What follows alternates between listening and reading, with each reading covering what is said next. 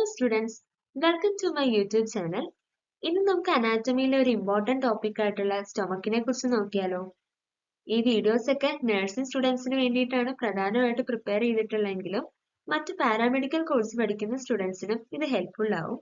So class ഇഷ്ടപ്പെടുകയാണെങ്കിൽ like ചെയ്യാനും subscribe ചെയ്യാനും നിങ്ങളുടെ ഫ്രണ്ട്സിനൊക്കെ ഷെയർ ചെയ്യാനും മറക്കരുത്. അപ്പൊ നമുക്ക് പെട്ടെന്ന് തന്നെ ക്ലാസ്സിലേക്ക് പോവാം. നമുക്ക് എല്ലാവർക്കും അറിയാം അല്ലേ, ഡൈജസ്റ്റീവ് സിസ്റ്റം എന്ന് പറയുന്നത് മൗത്ത് മുതൽ ആനസ് വരെ നീളുന്ന ഒരു ലോങ് ട്രാക്റ്റ് ആണ്. അപ്പൊ അതിൽ ഏറ്റവും ഡയലേറ്റഡ് ആയിട്ടുള്ള ഏറ്റവും വികസിച്ചിട്ടുള്ള ഒരു ഭാഗമാണ് സ്റ്റൊമക്ക് എന്ന് പറയുന്നത്. അതിനൊരു കാർഡിയാക് എൻഡും പൈലോറിക് എൻഡും ഉണ്ട്. അപ്പർ എൻഡാണ് കാർഡിയാക് എൻഡ്. അതിന് ഈസോഫാഗസുമായിട്ടാണ് കണക്ഷൻ വരുന്നത്. ഈസോഫാഗസ് എന്ന് പറയുന്നത് മൗത്തിൽ നിന്ന് സ്റ്റൊമക്കിലേക്ക് ഫുഡ് പാസേജ് ചെയ്യുന്ന ഒരു ലോങ് ട്യൂബാണ്. ഇനി ഡുവോഡനമായിട്ടാണ് ലോവർ എൻഡിന് കണക്ഷൻ വരുന്നത്. ഡുവോഡനം എന്ന് പറയുന്നത് സ്മോൾ ഇൻറ്റസ്റ്റൈനിന്റെ ആദ്യത്തെ ഭാഗത്തിനെയാണ്. ഇനി നമുക്ക് ഇതിന്റെ പൊസിഷൻ എവിടെയാണ് കറക്റ്റ് ആയിട്ട് സ്റ്റൊമക്ക് ലൊക്കേറ്റ് ചെയ്തിരിക്കുന്നത് നോക്കാം. ശരിക്കും ഇത് അബ്ഡോമന്റെ ഒരു ലെഫ്റ്റ് പോർഷനിലായിട്ടാണ് വരുന്നത്.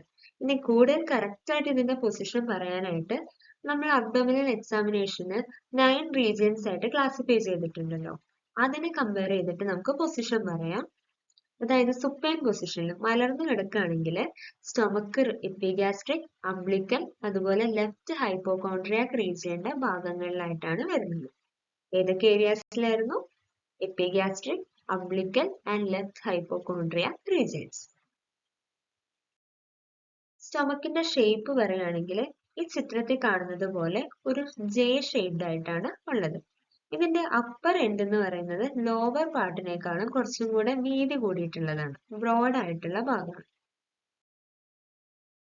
ഇനി സ്റ്റൊമക്കിന്റെ സർഫസ് നോക്കാം. സ്റ്റൊമക്കിന് രണ്ട് സർഫസ് ആണുള്ളത്. ഒരു ആന്റീരിയർ സർഫസ് അതായത് ഒരു ഫ്രണ്ട് പോർഷനും പോസ്റ്റീരിയർ സർഫസ് അതായത് ബാക്ക് പോർഷൻ ആയിട്ടാണ് ഉള്ളത്. രണ്ട് ബോർഡേഴ്സ് ഉണ്ട്, ഒരു റൈറ്റ് ബോർഡറും ലെഫ്റ്റ് ബോർഡറും. റൈറ്റ് ബോർഡറിനെ പറയുന്ന മറ്റൊരു പേരാണ് ലെസ്സർ കർവേച്ചർ. ഈ ഒരു പോർഷനാണ് lesser curvature.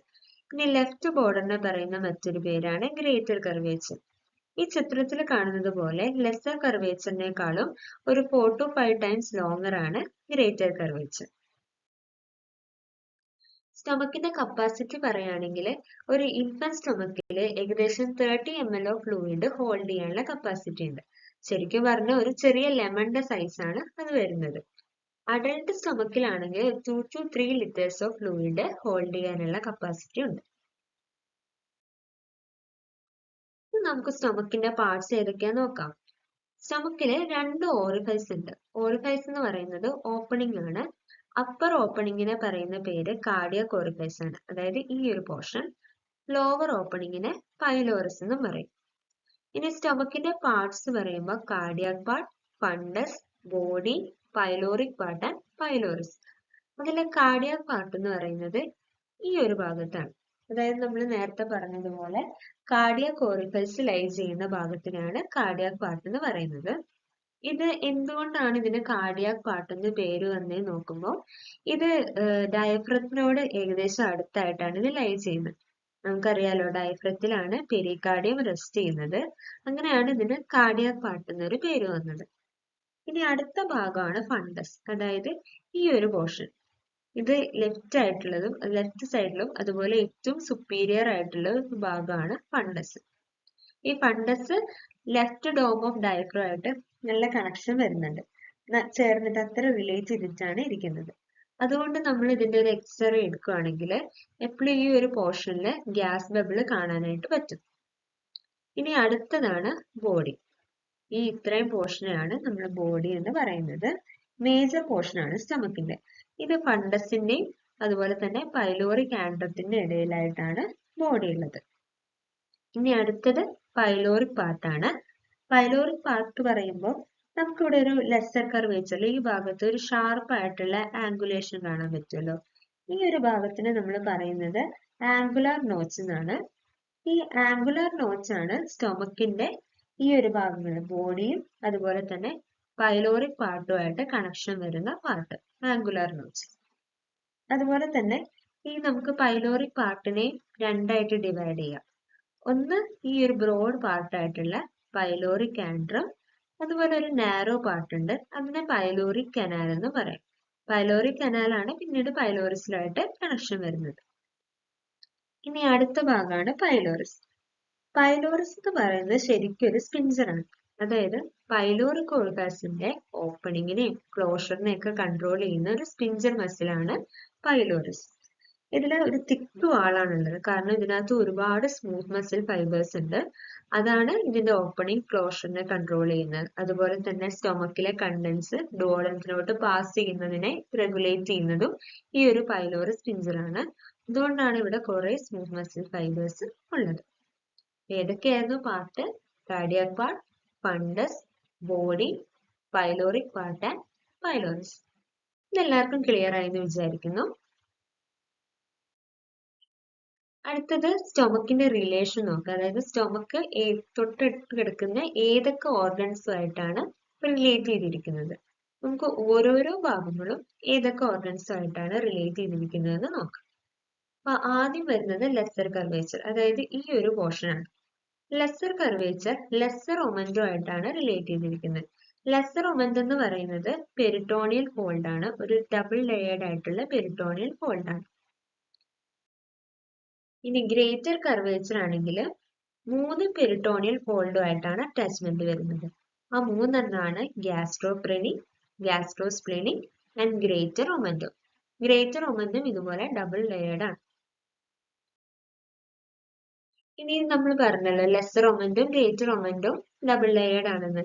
Lesser ഒമൻഡത്തിന്റെ 2 ലെയറിന്റെ ഇടയിലായിട്ട് left gastric ആർട്ടറിയും അതുപോലെ റൈറ്റ് ഗ്യാസ്ട്രിക് ആർട്ടറിയും തമ്മിലുള്ള ഒരു കണക്ഷൻ ഉണ്ട്. ആ കണക്ഷനെ നമ്മൾ അനാസ്റ്റമോസിസ് എന്നാണ് പറയുക, 2 വെസൽസ് തമ്മിലുള്ള കണക്ഷനെ.